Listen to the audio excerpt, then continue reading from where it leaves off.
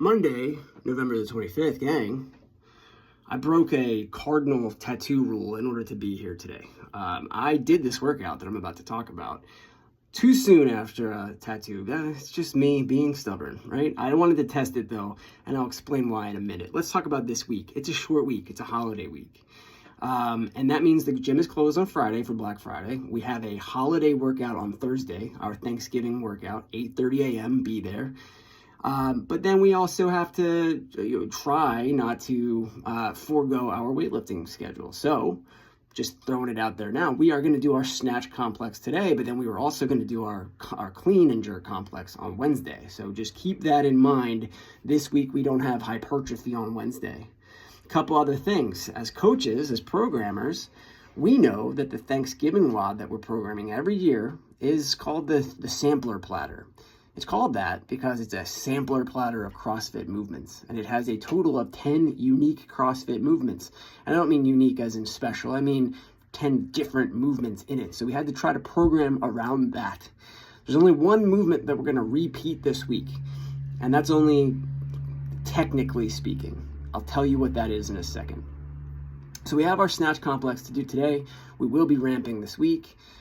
We still will maintain that even though we will allow a power snatch followed by an overhead squat, we are trying to use the same barbell for the complex. It's not a complex if I'm switching barbells in between reps. So keep the same barbell. It's one power snatch, one squat snatch. And for some people, that's just a power snatch and then another power snatch and then an overhead squat to the best depth of your ability or to your mobility.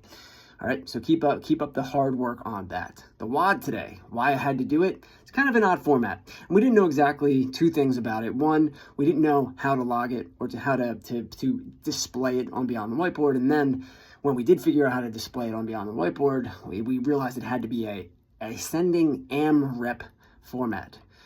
But also, when you do it that way, you have to basically decide on a volume that no one could ever get to, so that you can have, so that people don't run out of space when they're logging it. Hopefully that makes sense to some of you. We needed to figure out what was that high count that nobody would get to.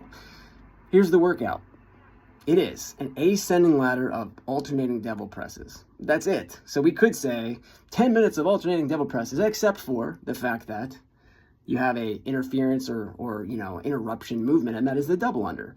So the way it works is 3, 2, 1, go. I do a devil press on my right, a devil press on my left. That's my 2. Then I go do 40 double unders.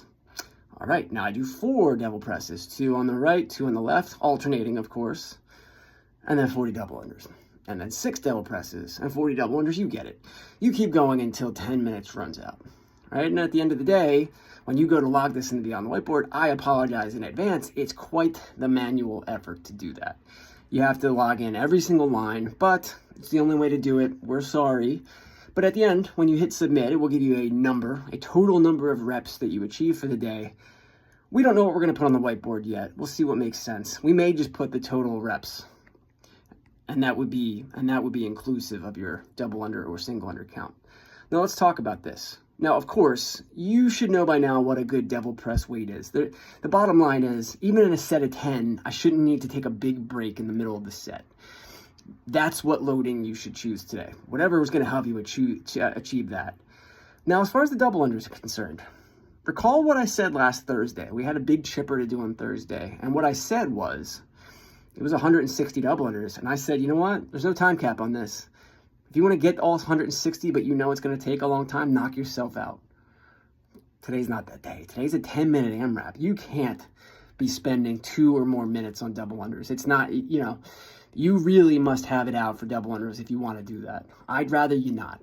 I'd rather you not spend any more than a minute on double unders, truth be told. So, you can hold yourself to a minute, or you can set a more sustainable, consistent rep count if you're doing double unders. Maybe it's 20.